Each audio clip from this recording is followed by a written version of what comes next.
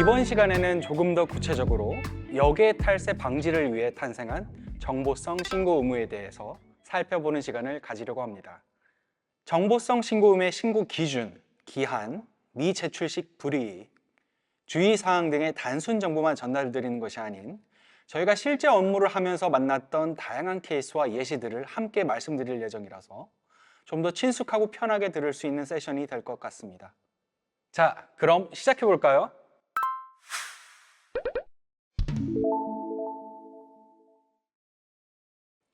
본격적으로 시작하기에 앞서 왜 F바 제도가 탄생하고 강화되어 왔는지 그 배경을 아시면 좀 더 신고 의무를 이해하시기 편하실 것 같아 이번 세션은 역사적 사건부터 출발하겠습니다.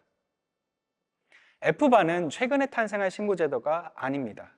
처음 시작은 1970년에 만들어진 Bank Secrecy Act라는 금융법으로 거슬러 올라가며 원래의 취지는 해외로 유출된 자본이 자금 세탁 및 탈세 등 불법적인 행태에 사용되는 것을 방지하고자 하는 목적이었습니다.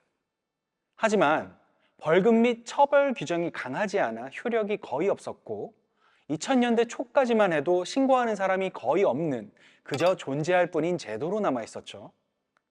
하지만 2001년에 미국을 발칵 뒤집을 사건이 하나 펼쳐지는데요. 혹시 어떤 사건인지 생각나는 분이 있으실까요? 맞습니다. 바로 9.11 테러 사건입니다. 부시 미 대통령은 테러와의 전쟁을 선포합니다.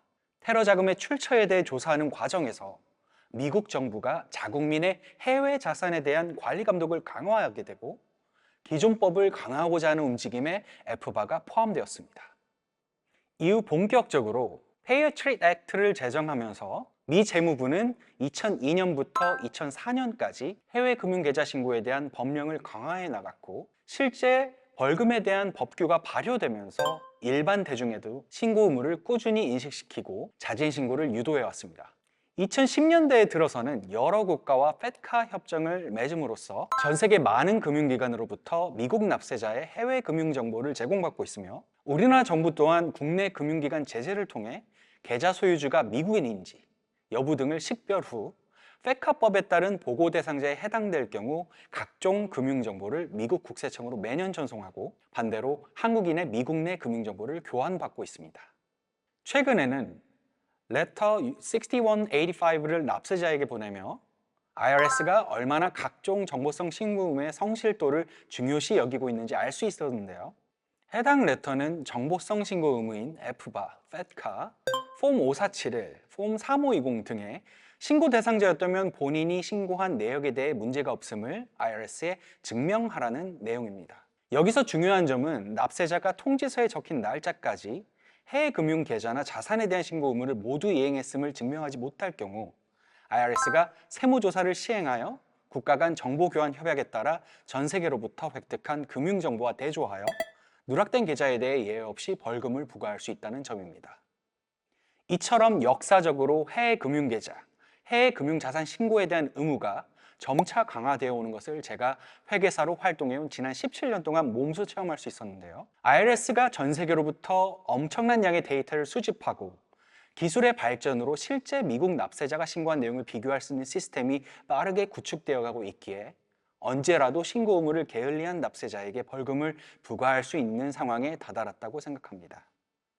실제로 IRS가 많은 납세자에게 관련 벌금을 부과하고 있는 상황이니 한번 구글에 F바 페널티 케이스라고 검색을 한번 해보시길 바랍니다. 점점 중요시되고 있는 해외 자산에 대한 정보성 신고 의무, 신고 대상자 본인 스스로 충분히 알고 제때 신고해야 하는 이유는 단순히 벌금의 문제가 아닌 시민으로서의 법규 이행 책임 문제이기도 하니까요. 이번 세션에서 정확하고 자세한 정보 꼭 얻어가시길 바랍니다. 이제 본격적으로 각각의 신고 의무에 대해 자세히 살펴보겠습니다.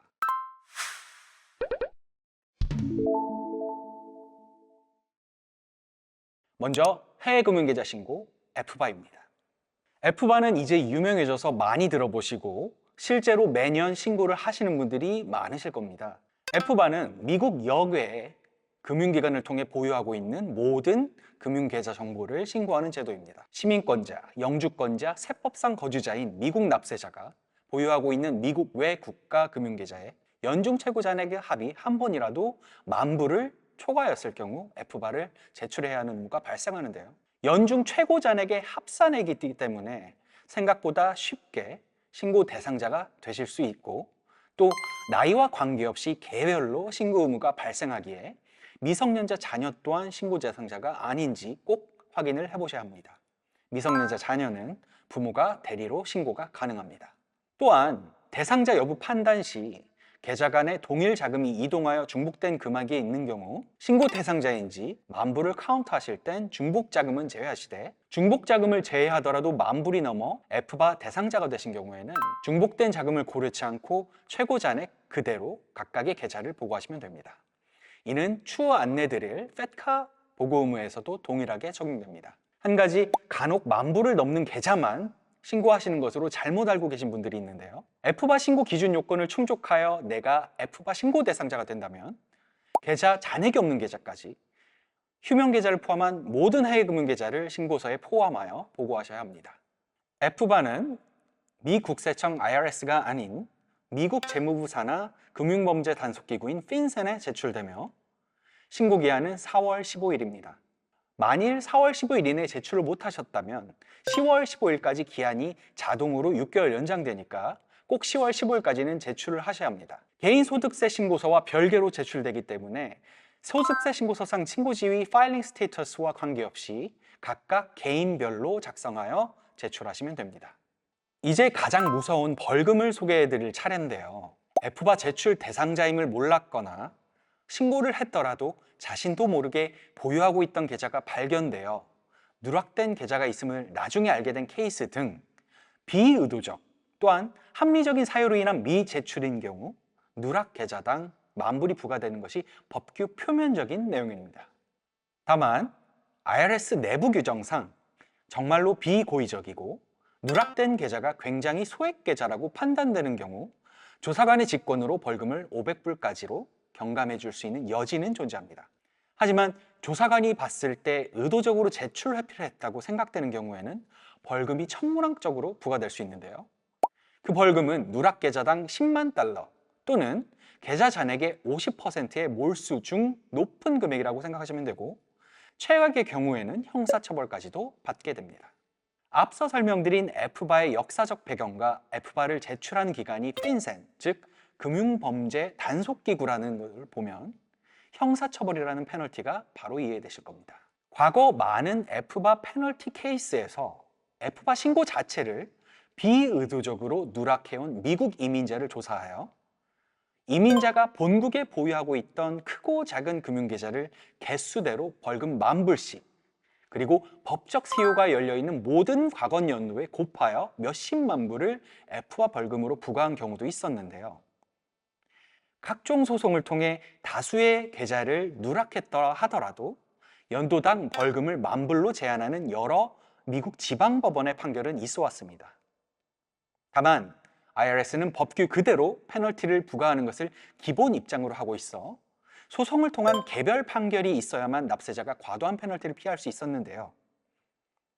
2023년 2월에 와서야 미국 대법원의 한 판결에서 비의도성 페널티의 경우에는 누락 계좌당 만불이 아닌 신고서당 만불로 페널티가 제한되어야 한다고 결정이 되어 의도성이 없는 비고의성 누락에 한해서는 더 이상 IRS가 계좌당으로 페널티를 부과할 수 없게 되었습니다. 다만 의도성이 있는 누락이냐 아니냐를 판단하는 과정에서 IRS는 고액의 잔액이 계좌에 있거나 누락된 소득이 그 계좌를 통해 이동한 경우, 그리고 그 해외 계좌가 본인이 거주하거나 거주했던 국가의 계좌가 아닌 제3국의 계좌일 경우, 또한 본인이 통제하고 있는 외국 법인의 금융계좌로서 본인이 서명 권한을 가지고 있는 상황에서는 F바 미신고 또는 계좌 누락을 고의적인 누락이라 판단하는 것을 기초로 계좌당 10만 불을 최소로 하는 willful 페널티를 부과하기 쉽기 때문에 더욱더 유의하셔야 할 것 같습니다.